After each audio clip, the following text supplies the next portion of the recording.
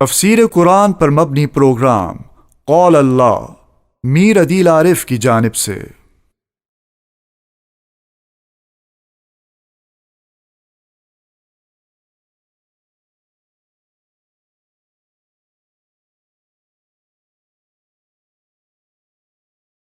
اعوذ باللہ من الشیطان الرجیم، بسم اللہ الرحمن الرحیم۔ یا ایہا الذین آمنوا اتقوا اللہ وابتغوا الیہ الوسیلہ وجاہدوا فی سبیلہ لعلکم تفلحون۔ سورۃ المائدہ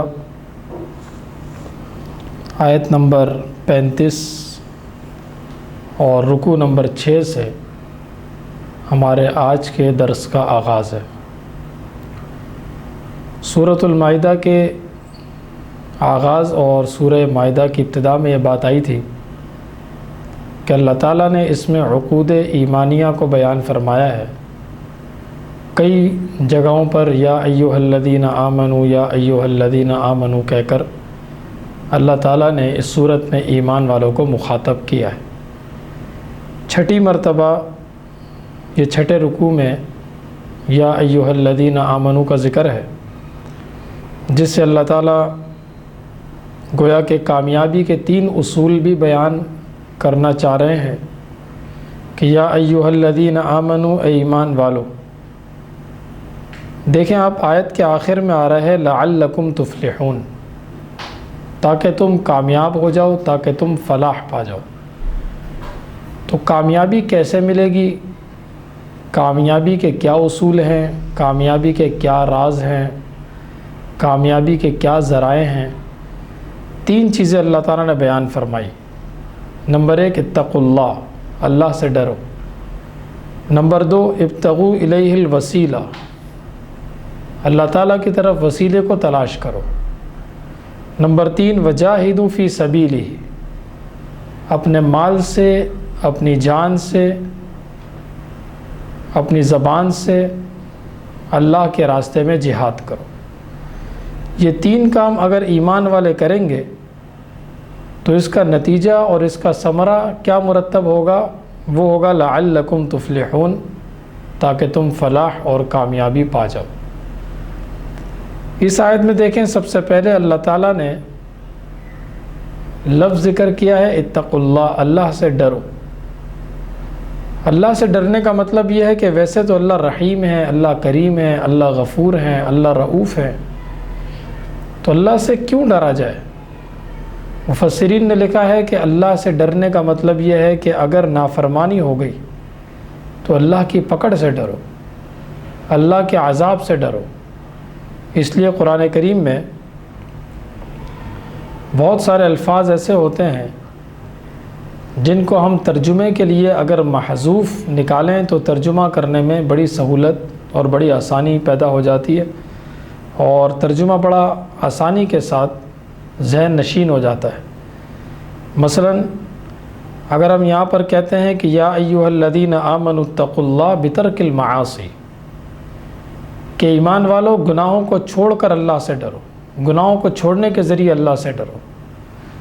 وابتغوا الیہ الوسیلہ بفعل الطاعات، اور نیک کاموں کے ذریعے اللہ کی طرف وسیلے کو پکڑو اور وسیلے کو تلاش کرو۔ وسیلہ پکڑنا اور وسیلہ تلاش کرنا، اس کا کیا مطلب؟ 2 طرح کا ہوتا ہے وسیلہ، ایک ہوتا ہے وسیلہ بالذات اور ایک ہوتا ہے وسیلہ بالاعمال الصالحہ۔ اکثر مفسرین اس جگہ پر یہ بیان فرماتے ہیں کہ اللہ کے یہاں وسیلہ پکڑنے کا مطلب یہ ہے کہ نیک اعمال کے ذریعے سے اللہ کا قرب حاصل کرنے کی کوشش کرو۔ مثلا نمازوں کا اہتمام، روزوں کا اہتمام، زکوٰۃ کا اہتمام، نیک اعمال کا اہتمام، ان تمام اعمال کے ذریعے سے اللہ تعالیٰ کا قرب حاصل کرو اور اللہ تعالیٰ کے قریب ہو جاؤ۔ اسی طرح مثلا اولیاء اللہ ہیں، انبیاء ہیں، صلحاء ہیں، ان کے ساتھ ہماری محبت یہ بھی عمل صالح ہے، اس کے ذریعے سے بھی اللہ کا قرب حاصل کرو۔ اور انسان وسیلے کے ذریعے سے دعا بھی کر سکتا ہے کہ یا اللہ فلاں بزرگ کے وسیلے سے، فلاں نبی کے وسیلے سے، فلاں صحابی کے وسیلے سے، واسطے سے لیکن یہ عقیدے کی درستگی بہت ضروری ہے۔ اگر کوئی یہ عقیدہ رکھتا ہے کہ میں نے فلاں کا وسیلہ دے دیا، فلاں کا واسطہ دے دیا ہے، اب اللہ تعالیٰ کو یہ کرنا ہی پڑے گا، یہ عقیدہ سراسر غلط ہے۔ اللہ تعالیٰ کسی کے سامنے مجبور نہیں، اللہ تعالیٰ خود مختار ہیں، اللہ تعالیٰ متصرف فی الامور ہیں، اللہ تعالیٰ ہر جگہ حاضر و ناظر ہیں، اللہ تعالیٰ عالم الغیب ہیں، اور اللہ تعالیٰ مدبر الامور ہیں۔ یہ تمام صفات صرف اور صرف اللہ کے ساتھ مختص ہیں۔ لہٰذا اللہ کی طرف وسیلہ تلاش کرنے کا مطلب یہ ہے کہ نیک اعمال کے ذریعے اللہ کا قرب حاصل کرنے کی کوشش کرو۔ وجاہدوا فی سبیلہ، اور اللہ کے راستے میں جہاد کرو، زبان سے بھی اگر موقع ہو، ہاتھوں سے بھی اگر اس کا موقع ہو، قلم سے اگر اس کا موقع ہو، مال سے اگر اس کا موقع ہو، یعنی جاہدوا فی سبیلہ باموالکم والسنتکم وانفسکم لعلکم تفلحون، تاکہ تم کامیاب ہو جاؤ۔ قرآن کریم میں کئی آیات ایسی ہیں کہ جن آیات میں اللہ تعالیٰ نے آخرت کے عذاب سے، آخرت کی ہولناکیوں سے مسلمانوں کو اور دیگر عالم اسلام کو ڈرایا ہے کہ وہ کسی طرح سے اللہ تعالیٰ کا ڈر اور خوف دل میں پیدا کر کے اور اللہ کی عبادت کی طرف اپنا رخ کر لیں۔ اس آیت میں بھی اللہ تعالیٰ فرماتے ہیں کہ ان الذین کفروا، بے شک وہ لوگ جنہوں نے کفر کیا، لو ان لہم ما فی الارض جمیعا، اگر ان کے لیے ہو جائے وہ تمام چیزیں جو زمین میں ہیں، ومثلہ معہ، اور اس جیسی اور بھی چیزیں، پوری زمین بھر کر چیزیں ان کے پاس آ جائیں، اتنی اور چیزیں ان کے پاس آ جائیں، لیفتدوا بہ، تاکہ وہ اس کے ذریعے سے فدیہ دے دیں، من عذاب یوم القیامہ، قیامت کے دن کے عذاب سے۔ اگر انسان اللہ تعالیٰ کے سامنے یہ کہنا چاہے کہ یا اللہ یہ دنیا بھر کے سونا میں آپ کو دیتا ہوں، دنیا کے برابر مال میں آپ کو دیتا ہوں، اتنا ہی اور مال میں آپ کو دیتا ہوں، یا اللہ میری عذاب سے جان چھوٹ جائے، تو اللہ تعالیٰ فرماتے ہیں ما تقبل منہ، ان سے قبول نہیں کیا جائے گا۔ اس لیے کہ دنیا اور دنیا کے اسباب، دنیا اور دنیا کا مال و متاع، وہ سب یہیں کام آئے گا، یہیں رہ جائے گا۔ جب انسان اس دنیا سے سفر کر کے عالم آخرت کی طرف جاتا ہے تو عالم آخرت کی طرف انسان کے ساتھ انسان کا مال نہیں جاتا، انسان کی جائیداد نہیں جاتی، انسان کا پیسہ نہیں جاتا، انسان کا سونا چاندی نہیں جاتا، بلکہ انسان کے نیک اعمال انسان کے ساتھ جاتے ہیں۔ اب اللہ تعالیٰ کے سامنے اگر انسان وہ چیز پیش کرے جو انسان پیچھے چھوڑ کر آ گیا، تو ایسی چیز پیش کرنے کا فائدہ ہی کیا؟ چیز تو وہ پیش کرنی ہے جو پاس ہو، اور اس وقت ہمارے پاس سوائے اعمال کے اور کچھ بھی نہیں ہوگا۔ وَلَهُمْ عَذَابٌ أَلِيمٌ، اور ان کے لیے قیامت میں دردناک عذاب۔ کتنا دردناک ہے؟ کبھی کبھی انسان ایسا ہوتا ہے کہ چاہتے ہوئے بھی کام نہ کر سکے تو اس کو بہت تکلیف ہوتی ہے کہ میں چاہ رہا ہوں، میرا دل چاہ رہا ہے، میری خواہش ہے، اس کے باوجود میں نہیں کر پا رہا، اس کے باوجود مجھے نہیں کرنے دیا جا رہا، تو انسان کو بڑی تکلیف ہوتی ہے، انسان کو بڑی اذیت ہوتی ہے، انسان کو بڑی مشقت ہوتی ہے۔ تو اللہ تعالیٰ فرماتے ہیں یریدون ان یخرجوا من النار، وہ چاہیں گے کہ وہ جہنم کے عذاب سے نکلیں، لیکن وما ہم بخارجین منہا، وہ عذاب سے نکل نہیں سکتے۔ ولہم عذاب مقیم، اور ان کے لیے دائمی عذاب ہے۔ دیکھیں اس سے پہلے کچھ آیات ایسی گزری تھیں جس میں اللہ تعالیٰ نے سرقہ کبریٰ کا بیان فرمایا تھا کہ اگر کوئی ڈاکہ ڈالتا ہے تو اس کے بارے میں اس کی سزا کیا ہوگی۔ اس سے پہلے آیات تھی انما جزاء الذین یحاربون اللہ ورسولہ ویسعون فی الارض فسادا ان یقتلوا او یصلبوا او تقطع ایدیہم وارجلہم من خلاف او ینفوا من الارض، آیت نمبر 33۔ یہ سرقہ کبریٰ تھا جس کو ڈاکہ زنی کہا جاتا ہے۔ اس کے بعد سرقہ صغریٰ ہے۔ سرقہ صغریٰ کا مطلب چوری۔ اگر کوئی انسان چوری کرتا ہے تو اس کی کیا سزا ہے، اس کی کیا حد ہے۔ یہاں پر یہ بات جاننا بہت ہی ضروری ہے کہ اسلام کے اندر جو حدود ہیں، اسلام کے اندر جو سزائیں ہیں، اسلام کے اندر جو تعزیرات ہیں، وہ دراصل کسی انسان پر ظلم نہیں ہے، بلکہ وہ دوسرے انسانوں کے لیے باعث رحمت۔ جس طرح ایک ڈاکٹر سرجری کرتا ہے، آپریشن کرتا ہے، اور جس کا آپریشن ہوتا ہے اس کے گھر والے باقاعدہ آپریشن کی فیس دیتے ہیں۔ اگر ڈاکٹر یہ کہہ دے کہ یہ پیر، یہ ہاتھ، یہ ناسور ہے، اگر اس کو چھوڑ دیا جائے گا تو اس کا زہر پورے جسم میں پھیل جائے گا، یہ پورے جسم کو ہی خراب کر دے گا، پورے جسم کو ختم کر دے گا، تو اس کے گھر والے کہتے ہیں کہ ڈاکٹر صاحب ہم آپ کو پیسے دیتے ہیں، آپ اس ٹانگ کو برائے مہربانی کاٹ دیں۔ منتیں کی جاتی ہیں، باقاعدہ ہاسپٹل میں لایا جاتا ہے، باقاعدہ اس کی فیس دی جاتی ہے، پاؤں کاٹنے کی فیس دی جا رہی ہے۔ حالانکہ پاؤں سے تو انسان چلتا ہے، لیکن ان کو پتہ ہے کہ ایک پاؤں کٹے گا تو پورا جسم اس کا محفوظ ہو جائے گا۔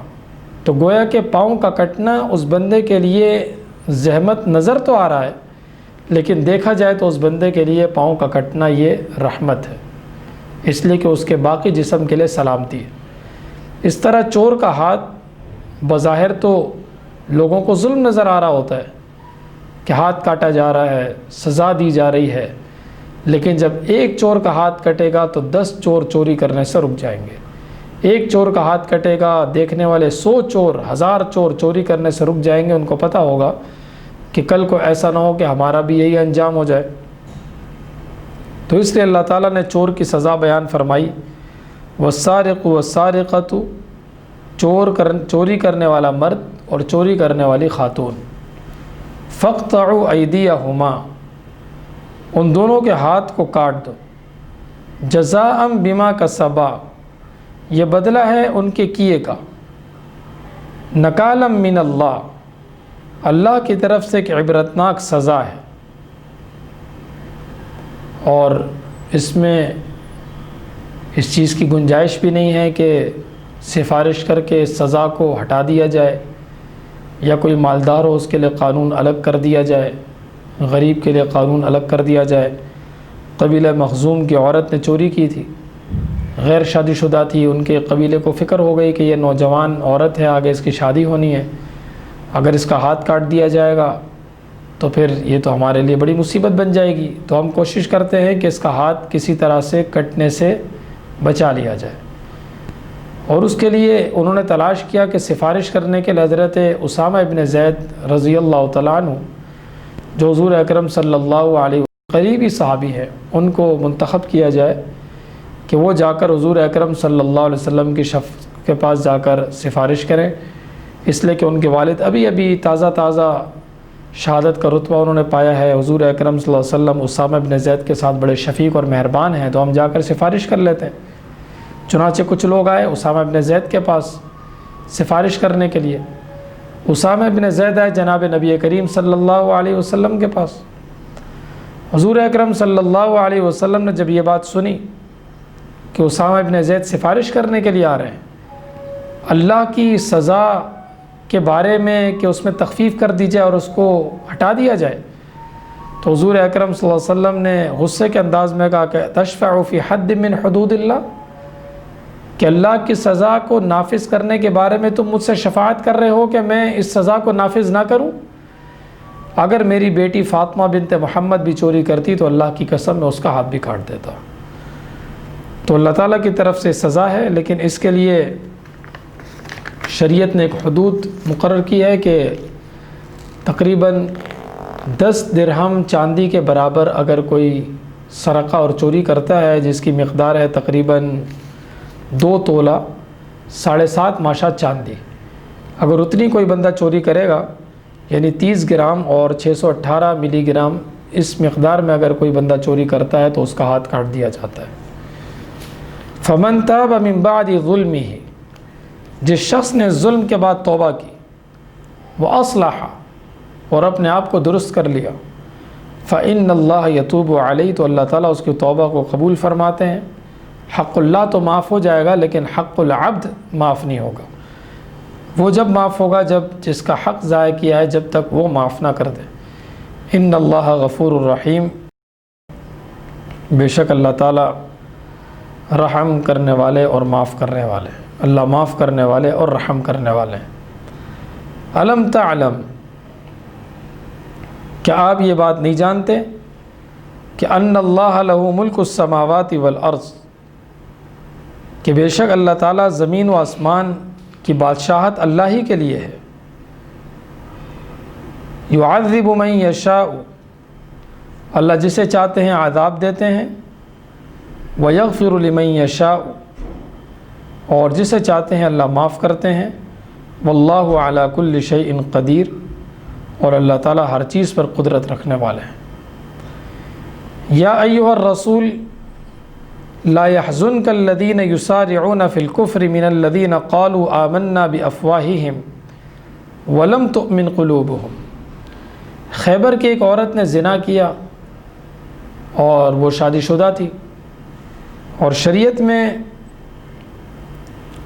اس شخص کے لیے جو شادی شدہ ہو اور وہ زنا کرے تو اس کی سزا یہ ہے کہ اس کو سنگسار کر دیا جائے، اور غیر شادی شدہ ہے تو اس کی سزا یہ ہے کہ اس کو 100 کوڑے مارے جائیں۔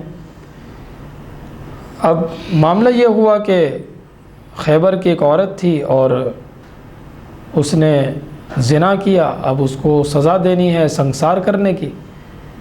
اب انہوں نے چاہا کہ ہم ایسا کرتے ہیں کہ اس فیصلے کو لے کر چلتے ہیں جناب نبی کریم صلی اللہ علیہ وسلم کے پاس، اور وہاں جا کر ہم کوشش اس بات کی کریں گے کہ آپ علیہ الصلاۃ والسلام شفیق ہیں، مہربان ہیں، آپ کچھ سزا میں نرمی کر دیں گے۔ ہماری یہودیت میں تو ہر چیز کا نظام بڑا سخت ہے کہ آپ کو وضو ہی کرنا ہے، آپ تیمم نہیں کر سکتے، آپ نے عبادت گاہ میں ہی نماز پڑھنی ہے، آپ گھر میں نہیں پڑھ سکتے، کپڑا ناپاک ہو گیا آپ نے دھونا نہیں ہے، آپ کو کاٹنا پڑے گا، زکوٰۃ کا 40واں حصہ نکالنا پڑے گا یا اور زیادہ نکالنا پڑے گا۔ تو ہمارے یہاں تو احکامات بڑے سخت ہیں، تو ہم چلتے ہیں حضور اکرم صلی اللہ علیہ وسلم کے پاس، وہ دین اسلام کی روشنی میں فیصلہ کریں گے، اور ہو سکتا ہے کہ کچھ نرمی کا فیصلہ ہو جائے، اور اس عورت نے جو زنا کیا ہے سنگسار کرنے کا حکم ہے تو اس میں کچھ نرمی ہو جائے گی۔ تو وہ لوگ آئے حضور اکرم صلی اللہ علیہ وسلم کے پاس، اور بڑی چالاکی سے انہوں نے اس فیصلے کو پیش کیا۔ آپ علیہ الصلاۃ والسلام نے فرمایا کہ تمہارے پاس تو تورات ہے، تورات میں یہ چیز نہیں ہے، یہ چیز تو بالکل ہے تورات میں، تو تم تورات کھولو۔ تو ان کا یہودیوں کا ایک جو بڑا تھا اس نے تورات کو کھولا اور تورات کی آیات پڑھنا شروع کی، اور وہاں پر ہاتھ رکھ دیا جہاں پر زانی شادی شدہ کو سنگسار کرنے کا اللہ تعالیٰ نے حکم دیا تھا۔ عبداللہ ابن سلام رضی اللہ تعالیٰ عنہ یہودیت سے مسلمان ہوئے تھے اور بڑے پکے مسلمان تھے، اور یہود کے اپنے زمانے میں بڑے عالم تھے۔ انہوں نے کہا اللہ کے رسول یہ جھوٹ بول رہے ہیں، ان کو کہیں کہ یہاں سے ہاتھ اٹھائیں، آپ کو نیچے نظر آئے گا کہ اللہ تعالیٰ نے تورات کے اندر بھی شادی شدہ زانی کو سنگسار کرنے کا حکم دیا ہے۔ چنانچہ جب وہ اٹھایا گیا تو پتہ چلا کہ ان کی شریعت میں بھی یہی حکم اللہ تعالیٰ کی طرف سے نازل ہوا ہے، اور یہ اس میں ترمیم کرانا چاہتے تھے، آسانی کرانا چاہتے تھے۔ تو یہ بڑے جھوٹے لوگ ہیں۔ اس چیز کو اللہ تعالیٰ نے یہاں پر بیان فرمایا کہ یا ایھا الرسول، اے پیغمبر، لا يحزنک، آپ کو غمگین نہ کریں، الذین، وہ لوگ، یسارعون فی الکفر، جو کفر میں دوڑتے ہیں، من الذین قالوا، ان لوگوں میں سے جنہوں نے کہا کہ آمنا بافواہہم، کہ ہم ایمان لائے ہیں، اور انہوں نے یہ کس طرح کہا ایمان لائے ہیں؟ بافواہہم، صرف منہ کی باتیں تھیں، صرف منہ سے کہا ایمان لائے، ولم تؤمن قلوبہم، اور ان کا دل مسلمان نہیں ہوا تھا، ان کا دل ایمان نہیں لایا۔ اس لیے آپ نے ایمان کی تعریف سنی ہوگی کہ اقرار باللسان بھی ضروری ہے، اور تصدیق بالجنان یہ بھی ضروری ہے کہ انسان زبان سے بھی اقرار کرے اور دل سے بھی اس بات کو تسلیم کرے، تو بندہ پکا مسلمان ہوتا ہے۔ وَمِنَ الَّذِينَ هَادُوا، اور ان لوگوں میں سے جو یہودی ہیں، سماعون للکذب، وہ بہت زیادہ جھوٹ سننے والے ہیں، یعنی پہلے سے ہی جھوٹ کے عادی ہیں۔ سماعون لقوم آخرین لم یأتوک، وہ سنتے ہیں اس قوم کے لیے، اس دوسری قوم کے لیے جو آپ کے پاس آئے نہیں بلکہ وہ خیبر میں ہیں جنہوں نے ان کو بھیجا ہے۔ یحرفون الکلم، وہ باتوں میں تحریف کرتے ہیں، من بعد مواضعہ، ان کی جگہوں کے بعد۔ یقولون ان اوتیتم، اور وہ پہلے سے یہ پلاننگ کر کے آئے تھے، پہلے سے یہ منصوبہ بنا کر آئے تھے کہ اگر حضور اکرم صلی اللہ علیہ وسلم کوئی نرم حکم دیں گے تو ہم نے مان لینا ہے، اور اگر کوئی سخت حکم دیں گے تو ہم نے تو نہیں ماننی۔ یقولون، وہ کہتے ہیں، ان اوتیتم ھذا فخذوہ، اگر تم کو یہ دے دیا جائے تو تم پکڑ لینا، وَإِن لَّمْ تُؤْتَوْهُ، اور اگر تمہیں یہ نہ دیا جائے، فاحذروا، تو اس سے رک جانا اور دور ہو جانا۔ اور یہ صفات یہودیوں کی صفات ہیں کہ اپنے مطلب کی باتیں قبول کرنا، اور جو چیز اپنے مطلب کی نہ ہو وہاں سے آنکھیں بند کر کے گزر جانا کہ یہ شریعت کا حکم تو کون مانے گا، یہ تو ہمارے لیے نہیں ہے، اور جو مطلب کا ہو، اچھا ہو، اس کو تسلیم کر لینا، اور جو تھوڑا بھاری گزرے، شاق گزرے، مشکل گزرے، اس کو چھوڑ دینا۔ یہ یہودیت کے اوصاف تھے۔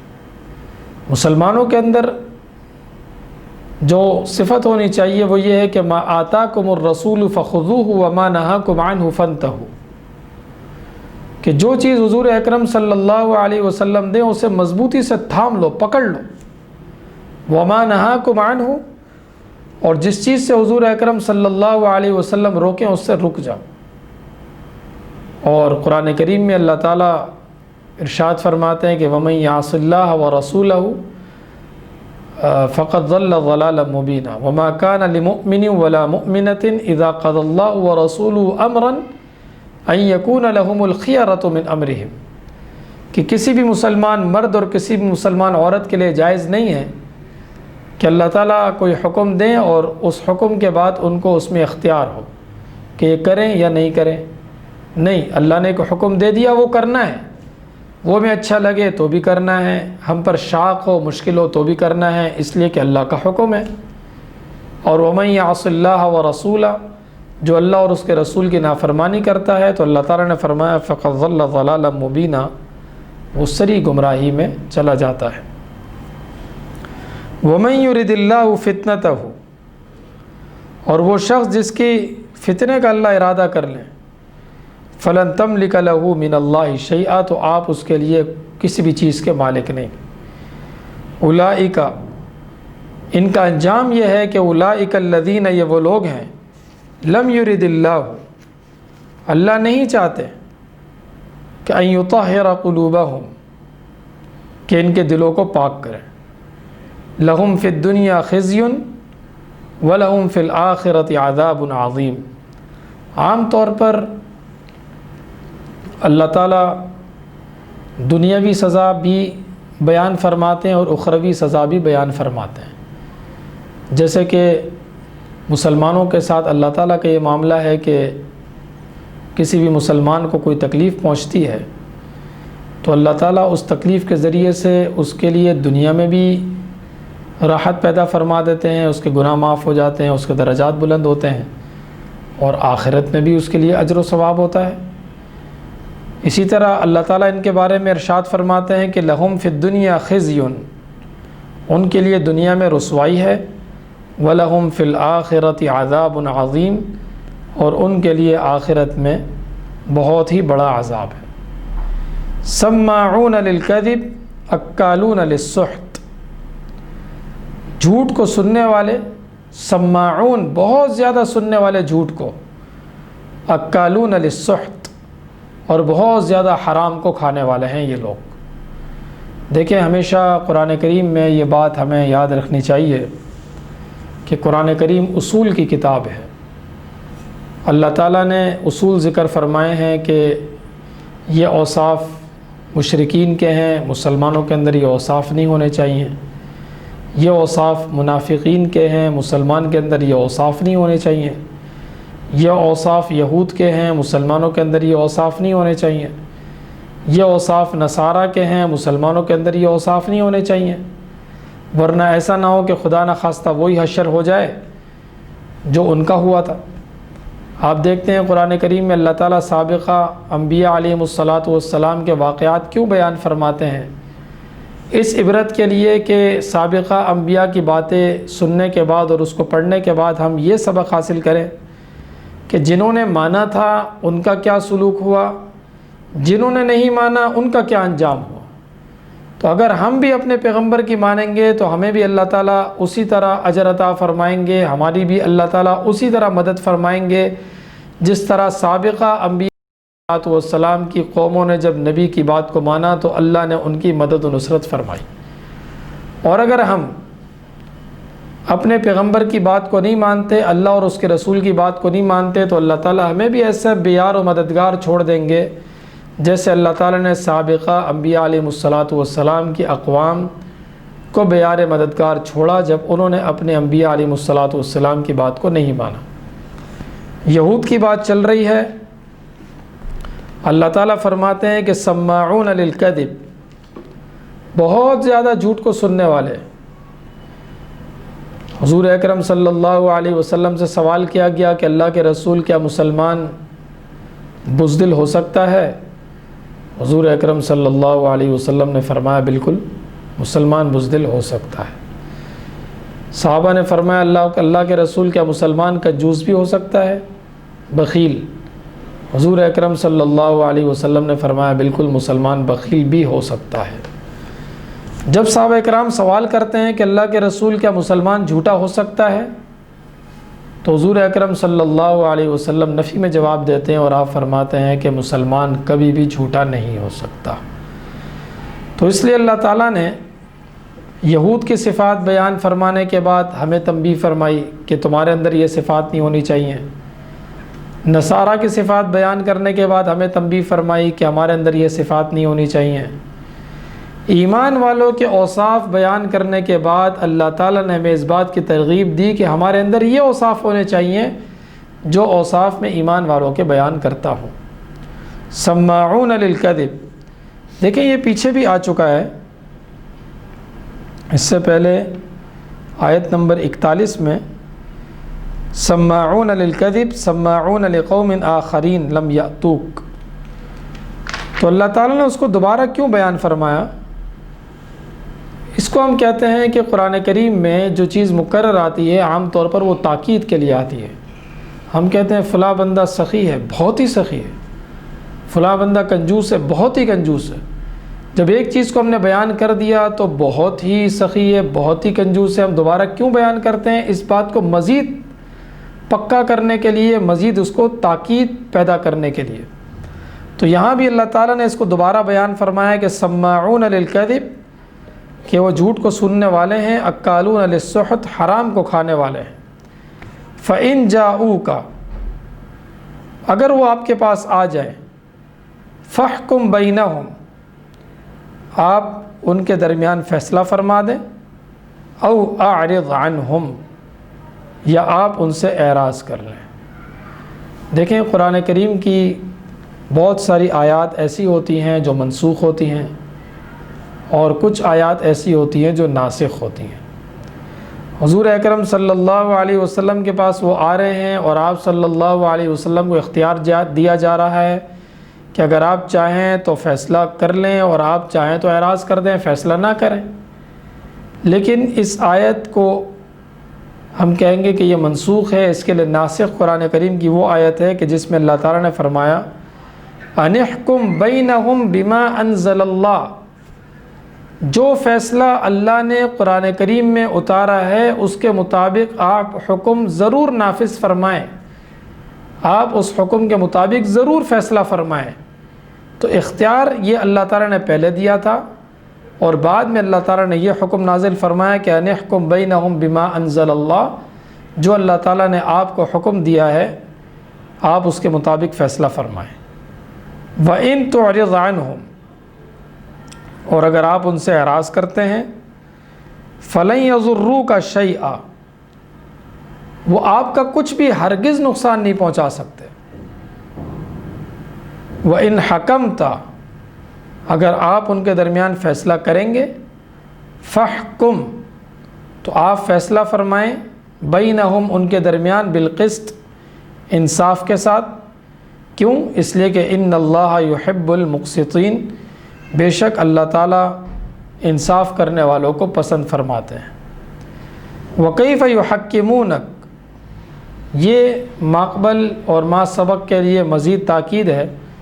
آپ کے سامنے شان نزول میں یہ بات آئی کہ ان کے پاس تورات میں سارے احکامات موجود تھے، اس کے باوجود وہ یہ چاہتے تھے کہ ہو سکتا ہے کہ کچھ نرمی ہو جائے، اس لیے کہ ان کا دین تھوڑا سا نرم ہے، آدمی کھڑے ہو کے نماز نہیں پڑھ سکتا، ان کی شریعت کہتی ہے بیٹھ کر پڑھ لو. اگر کوئی بندہ وضو نہیں کر سکتا، اس کو ہلاکت کا خوف ہے، پانی نہیں ہے، ان کی شریعت کہتی ہے کہ تیمم کر لو. اگر کوئی بندہ مسجد میں نہیں جا سک رہا یا جنگل بیابان میں مسجد نہیں ہے، ان کی شریعت کہتی ہے کہ جہاں بھی پاک زمین پر نماز پڑھنا چاہو نماز ہو جائے گی. اسی طرح اگر یہ قربانی کرتے ہیں تو ان کی شریعت یہ کہتی ہے کہ گوشت خود بھی کھا لو. اسی طرح اگر ان کا کپڑا ناپاک ہو جاتا ہے تو ان کی شریعت کہتی ہے دھو کر دوبارہ پہن لو. تو ان کی شریعت میں تو بڑی آسانیاں ہیں. تو چلیں ہم فیصلہ کراتے ہیں، ہو سکتا ہے کہ زانی شادی شدہ کو جو سنسار کرنے کا حکم ہے، ان کی شریعت میں کچھ نرمی ہو جائے. تو اللہ تعالیٰ فرماتے ہیں وَكَيْفَ يُحَكِّمُونَكَ، وہ آپ کو کیسے حکم بنا رہے ہیں، وہ آپ سے کیسے فیصلہ کروا رہے ہیں. وَعِنْدَهُمُ التَّوْرَاتُ، ان کے پاس تو تورات موجود ہے. فِيهَا حُكْمُ اللَّهِ، اور اس میں اللہ کا حکم بھی موجود ہے. ثُمَّ يَتَوَلَّوْنَ مِن بَعْدِ ذَلِكَ، اور پھر وہ اس کے بعد پیٹھ پھیرتے ہیں اور اس کے بعد وہ اعراض کرتے ہیں. وَمَا أُولَئِكَ بِالْمُؤْمِنِينَ، اور یہ لوگ ایمان لانے والوں میں سے نہیں ہیں. صدق اللہ العظیم. وآخر دعوانا ان الحمد للہ رب العالمین. تفسیر قرآن پر مبنی پروگرام قول اللہ میر عدیل عارف کی جانب سے